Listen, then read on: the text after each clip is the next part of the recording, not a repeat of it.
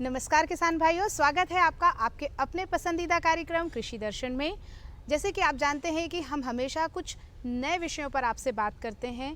पोषक तत्व बहुत ज़रूरी होते हैं, जिस तरह एक मनुष्य के शरीर के लिए ठीक उसी तरह ज़रूरी होते हैं हमारी मिट्टी के लिए, हमारी मृदा के लिए। तो आज का हमारा जो हमने विषय केंद्रित किया है उसका विषय ही है कि कृषि में वर्तमान स्थिति में पोषक तत्वों की भूमिका। पोषक तत्व क्या होते हैं, इनकी कैसी उपयोगिता है, इस विषय पर चर्चा करने के लिए हमने आमंत्रित किया है। हमारे साथ हैं डॉक्टर सविता कुमारी, मृदा वैज्ञानिक, कृषि विज्ञान केंद्र देवास से हैं। बहुत बहुत स्वागत है मैम आपका। नमस्कार। नमस्कार मैम, पौधों के लिए सूक्ष्म पोषक तत्व क्यों आवश्यक होते हैं? कि आज के समय में अगर हम देखें, क्योंकि जो हमारी कृषि है, पौधे के जो जीवन चक्र को पूरा करने के लिए पोषक तत्वों की आवश्यकता होती है, जिससे जो पौधा है अपना बीज से बीज बनने की जो प्रक्रिया है उसको पूर्ण कर सके।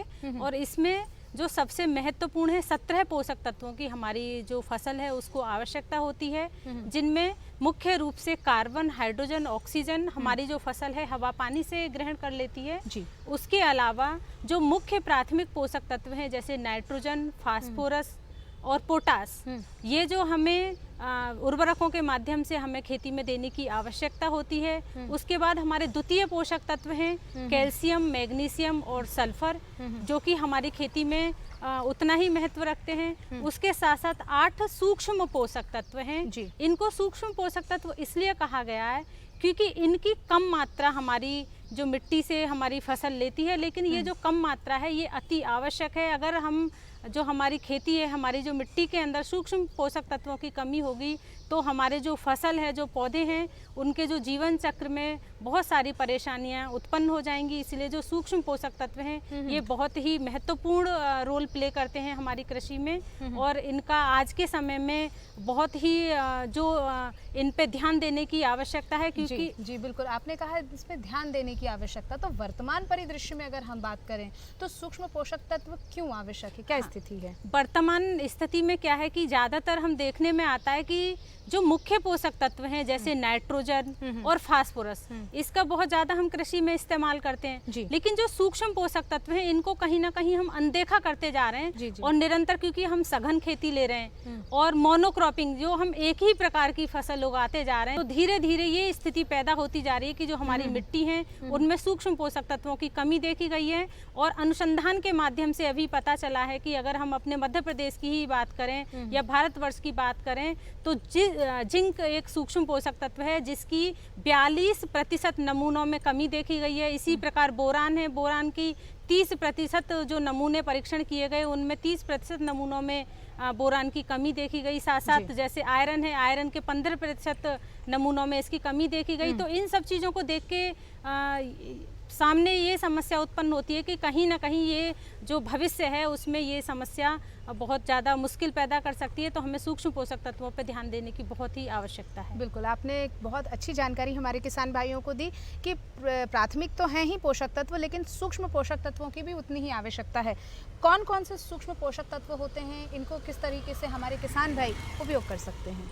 मुख्य रूप से हमारे 8 सूक्ष्म पोषक तत्व हैं जो बताए गए हैं, जो हमारी फसल है उसकी वृद्धि और बढ़वार के लिए आवश्यक होते हैं। जिनमें जैसे जिंक है, जिंक एक ऐसा सूक्ष्म पोषक तत्व है, ये पौधे में 200 प्रकार की जो एक एंजाइम एक्टिविटीज होती हैं उनको पूरा करने में इसका योगदान है। प्रकाश संश्लेषण में इसका मुख्य योगदान है।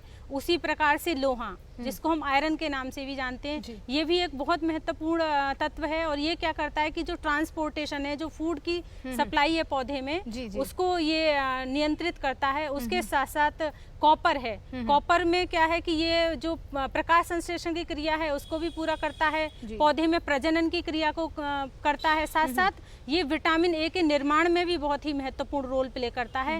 इसी प्रकार से मोलिब्डेनम है, मोलिब्डेनम भी बहुत ही महत्वपूर्ण है, क्योंकि जो हमारी दलहन फसल है जिनमें नाइट्रोजन स्थिरीकरण की प्रक्रिया से नाइट्रोजन का प्रयोग हमारी फसल करती है, तो ये नाइट्रोजन स्थिरीकरण में बहुत ही महत्वपूर्ण योगदान प्रदान करते हैं और उसके साथ साथ जो मॉलिब्डेनम है वो हमारी फसल में विटामिन सी के संश्लेषण में बहुत ही महत्वपूर्ण योगदान करता है, उसके निर्माण में बहुत योगदान करता है। उसी प्रकार से बोरान है, बोरान जो मुख्य रूप से हमारी उच्च वर्गीय फसलें हैं जैसे फल हैं, सब्जियां हैं, उनके लिए बहुत ही महत्वपूर्ण है। और बोरान क्या है कि इसमें जो बीज का निर्माण के लिए बहुत ही महत्वपूर्ण है, साथ साथ जो फूल बनने की प्रक्रिया है, दाना बनने की प्रक्रिया है, इसमें ये बहुत ही महत्वपूर्ण रोल प्ले करते हैं। तो ये जो सूक्ष्म पोषक तत्व हैं इनका बहुत ही महत्वपूर्ण योगदान है। उसके साथ साथ अगर हम मैग्नीज की बात करें तो मैग्नीज क्या करता है कि जो हमारी फसल के लिए पोटास की और कैल्शियम की उपलब्धता को बढ़ाता है। उसी प्रकार जो जिंक है ये फास्फोरस और आयरन की उपलब्धता को फसल में बढ़ाता है। तो ये जो सूक्ष्म पोषक तत्व हैं ये बहुत ही महत्वपूर्ण है। बहुत अच्छी जानकारी, पूरे विस्तार से आपने जो इसकी महत्वता है पोषक तत्वों की वो आपने मिट्टी की तो बता दी, लेकिन अगर हम बात करें कि इनके मानक स्तर क्या क्या होना चाहिए ताकि हमारी जो मिट्टी है वो स्वस्थ मिट्टी कहला सके, मानक स्तरों की जानकारी दीजिए।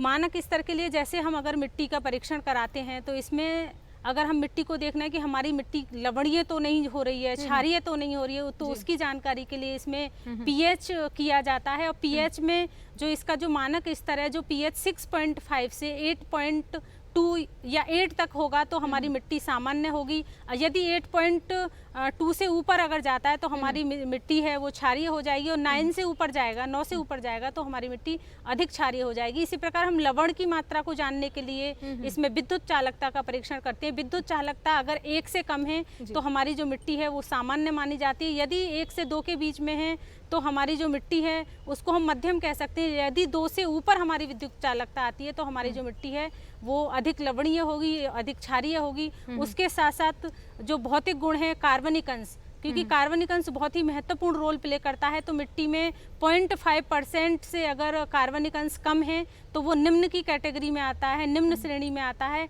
तो जो कार्बनिक अंश है वो 0.5 से 0.75 कम से कम होना चाहिए, तो हम कह सकते हैं कि हमारा जो मिट्टी है वह अच्छी है। उसी प्रकार जो नाइट्रोजन है, नाइट्रोजन 250 किलोग्राम प्रति हेक्टेयर से अगर कम है तो वो हमारा निम्न की स्थिति में आ जाता है। इसी प्रकार से फास्फोरस अगर 10 किलोग्राम प्रति हेक्टेयर से कम है तो हमारा फास्फोरस निम्न की स्थिति में आ जाता है। उसके साथ साथ पोटास 120 किलोग्राम प्रति हेक्टेयर से अगर कम है तो वो निम्न की स्थिति में होगा। तो जब ऐसी स्थिति पैदा होगी तो हमें उसमें पोषक तत्वों के संतुलित प्रयोग की आवश्यकता होगी। इसी प्रकार जो सूक्ष्म पोषक तत्व हैं, जैसे हम जिंक की बात करते हैं तो जिंक में यदि 0.6 ppm से कम हमारी मिट्टी में जिंक आ रहा है तो इसका मतलब हमारा जो मिट्टी है उसमें जिंक की आवश्यकता है, जिंक की कमी है। उसी प्रकार से जैसे लोहा है, लोहा में 4.5 ppm से यदि लोहा कम होगा तो हमारी जो मिट्टी है उसमें कहीं ना कहीं लोहे की कमी है। तो हमें इन जो कमियों हैं इनका जो आकलन है ये हम मिट्टी का जो परीक्षण है उसके आधार पे कर सकते हैं। बिल्कुल, ये तो तुलनात्मक अध्ययन आपने बता दिया, तुलनात्मक मानक बता दिया आपने।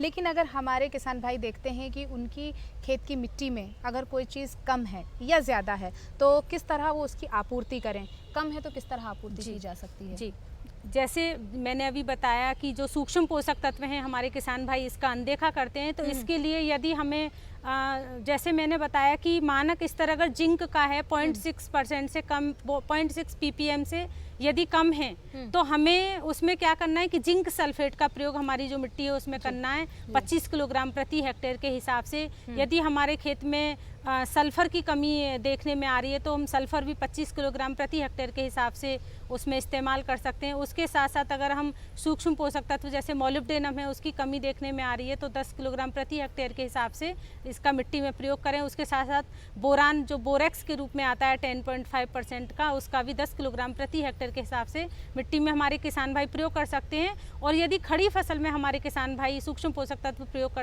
करना चाहें तो उसमें चिलेटेड पोषक तत्व आते हैं, जैसे चिलेटेड आयरन, चिलेटेड जिंक और चिलेटेड कैल्शियम। तो इसकी 500 ग्राम मात्रा 500 लीटर पानी में प्रति हेक्टेयर के हिसाब से उसका छिड़काव भी किया जा सकता है, जिससे जो हमारे किसी हैं जो हमारी फसल है उसमें अधिक उत्पादन ले सकते हैं और गुणवत्ता युक्त उत्पाद ले सकते हैं। बिल्कुल, आपने चिलेटेड बताया, ये क्या चीज़ है? चिलेटेड में क्या है कि जो चिलेटेड है ये काफ़ी शुद्ध अपना सूक्ष्म पोषक तत्व रहता है और ये जो हमारी मिट्टी में काफ़ी समय तक हमारी फसलों को उपलब्ध अवस्था में रहता है, क्योंकि हम जो और उर्वरक इस्तेमाल करते हैं तो उसमें दूसरे तत्व भी रहते हैं और वो अगर हमारी फसल एक समय में उसको ग्रहण नहीं कर पाती है तो वो अघुलनशील अवस्था में मिट्टी में बाउंड हो जाते हैं। लेकिन जो चिलेटेड है ये क्या है कि ये एक ऐसी फॉर्म है कि जो हमारी फसल को थोड़ा लंबे समय तक हमारी फसल उनको धीरे धीरे अवशोषित कर सकती है, ग्रहण कर सकती है और इसका हम खड़ी फसल में प्रयोग कर सकते हैं। बिल्कुल, बहुत अच्छी जानकारी आपने सविता जी दी हमारे किसान भाइयों को। तो वर्तमान स्थिति में कृषि में पोषक तत्वों की क्या महत्व है, क्या भूमिका है उनकी, इसके बारे में हमने चर्चा की। कृषि दर्शन में वक्त है एक अंतराल का, उसके बाद हम आगे भी चर्चा जारी रखेंगे।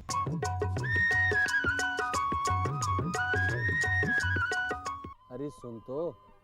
मुझे क्या सुनाना चाहते हो? जो सुनाओ मेरी सौतन को। किसको? अरे वही तुम्हारा मोबाइल फोन जिससे सुबह शाम दिन रात चिपके रहते थे और कहते थे किसान कॉल सेंटर से बातें हो रही हैं। अच्छा ये बात है। हाँ, क्यों? क्या हुआ? अब बात नहीं होती क्या? अब तो झट से बात हो जाती है। संबंधी समस्याओं का अपनी भाषा में तुरंत हल पाने के लिए पूरे भारत में किसी भी फोन से हेल्पलाइन नंबर पर संपर्क करें। किसानों का दोस्त किसान कॉल सेंटर।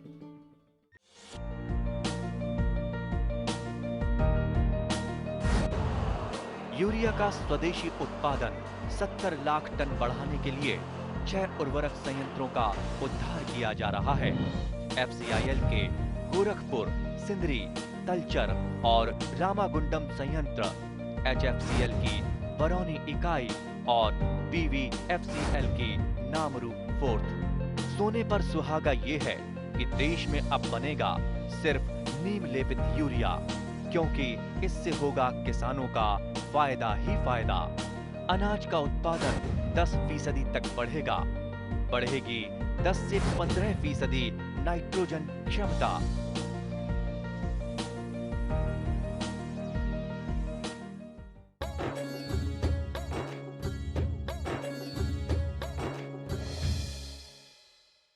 अंतराल के बाद आपका फिर से स्वागत है कृषि दर्शन में, और हमारे साथ बात कर रही हैं डॉक्टर सविता कुमारी, मिट्टी वैज्ञानिक हैं, ये देवास से आई हुई हैं और हमसे बात कर रही हैं, चर्चा कर रही हैं। अब हम बात करेंगे वर्तमान स्थिति में मिट्टी परीक्षण का क्या महत्व है। जी हाँ किसान भाइयों, संतुलित मात्रा, अनुशंसित मात्रा बहुत ज़रूरी होती है हमारी मिट्टी के लिए। अगर गड़बड़ हुआ तो दिक्कत आ जाती है, फसल में भी नुकसान होता है। इसलिए हम चाहते हैं कि आपको सही जानकारी कृषि दर्शन के माध्यम से मिल सके। मैम, मिट्टी परीक्षण क्या है और इसका क्या महत्व है? मिट्टी परीक्षण क्या है कि इसमें हम मृदा का जो स्वास्थ्य है, जैसे हम अपना स्वास्थ्य डॉक्टर के पास जांच कराने जाते हैं, वैसे ही मृदा के स्वास्थ्य की जांच ही मिट्टी का जो स्वास्थ्य है। और इसमें हम मिट्टी की हालत देखते हैं कि हमारी जो मिट्टी है कहीं वो लवणीय तो नहीं हो रही है, क्षारीय तो नहीं है, या सामान्य है, या उसमें जो दूसरे पोषक तत्व हैं उनकी क्या स्थिति है, ये सब जानने के लिए मिट्टी परीक्षण किया जाता है। जी, मिट्टी की जो नमूने लेने की भी अपनी एक विधि होती है, अपना एक तरीका होता है, क्योंकि हर एक चीज़ का एक वैज्ञानिक विधि होती है। तो उसके बारे में हमारे किसान भाइयों को बताएं। बिल्कुल, बहुत अच्छी आपने मैडम बात कही, क्योंकि जो मिट्टी के नमूना लेना है, क्योंकि उसके स्वास्थ्य की जब हम बात करेंगे तो जब तक हमारा नमूना बहुत अच्छी तरीके से वैज्ञानिक तरीके से नहीं लिया जाएगा तब तक हमें उसके उचित परिणाम नहीं मिल पाएंगे। तो ये बहुत ही आवश्यक है। तो मिट्टी के नमूने लेने के लिए हमें सबसे पहले जो हमारा खेत है उसको ये सुनिश्चित करना है कि हमें अपने जो खेत को विभिन्न स्पॉट उसमें बनाना है, निशान लगाना है। जैसे 1 हेक्टेयर खेत से अगर हमें नमूना लेना है तो हमें 18 से 20 जगह से नमूना लेना होगा। और उसके लिए हमें क्या करना है कि खेत में जिगजैग, जैसे जिगजैग विधि के द्वारा उसमें हम स्पॉटिंग करते हैं।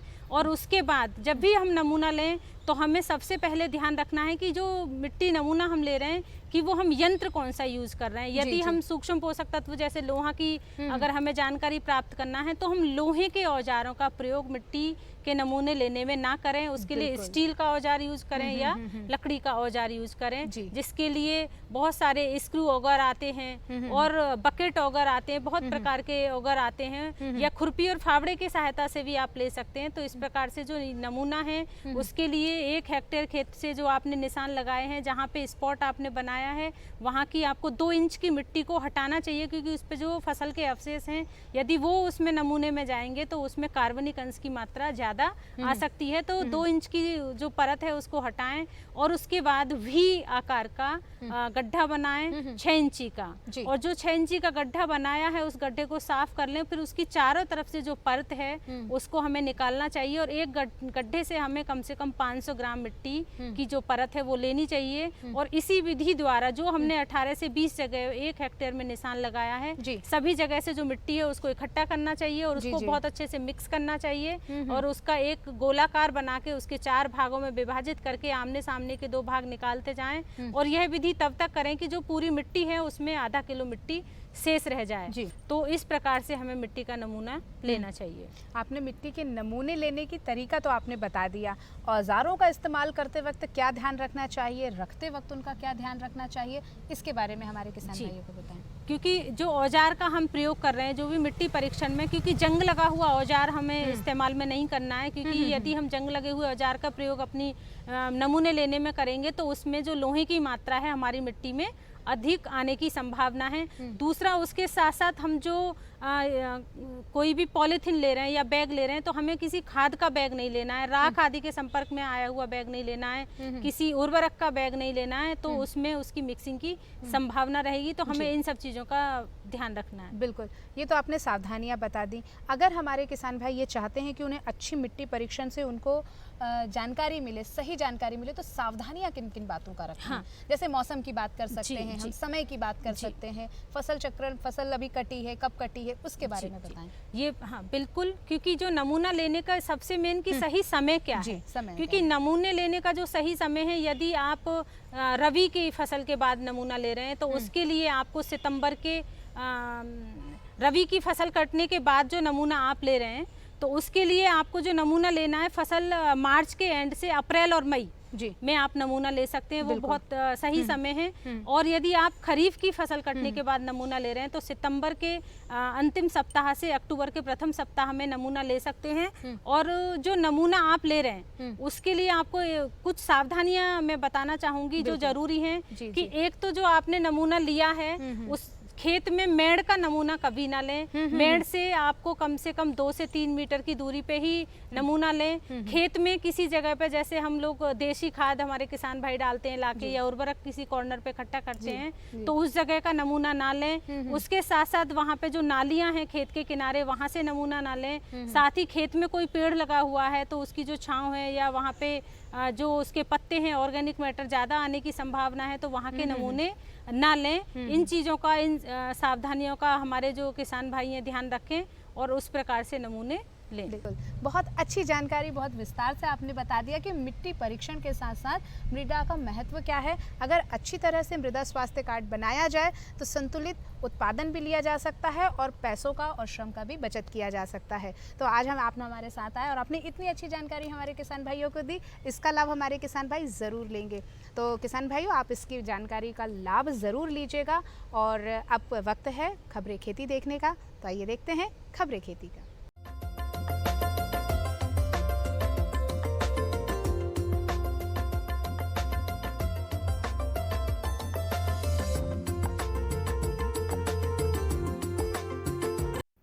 नमस्कार किसान भाइयों, खबरें खेती में आपका स्वागत है। आइए नजर डालते हैं आज की कृषि की मुख्य खबरों पर। किसान वैज्ञानिक बना सकते हैं देश को अव्वल। देश में 1064 लाख हेक्टेयर में हुई बोनी। मूंग उड़द की खरीदी होगी 15 सितंबर तक। कामलिया कीट की जैविक दवा और धनिये से नगद आमदनी। और अब खबरें विस्तार से। किसान वैज्ञानिक बना सकते हैं देश को अव्वल। केंद्रीय कृषि मंत्री श्री नरेंद्र सिंह तोमर ने कहा है कि भारत ने खाद्यान्न के क्षेत्र में बड़ी उपलब्धि हासिल की है।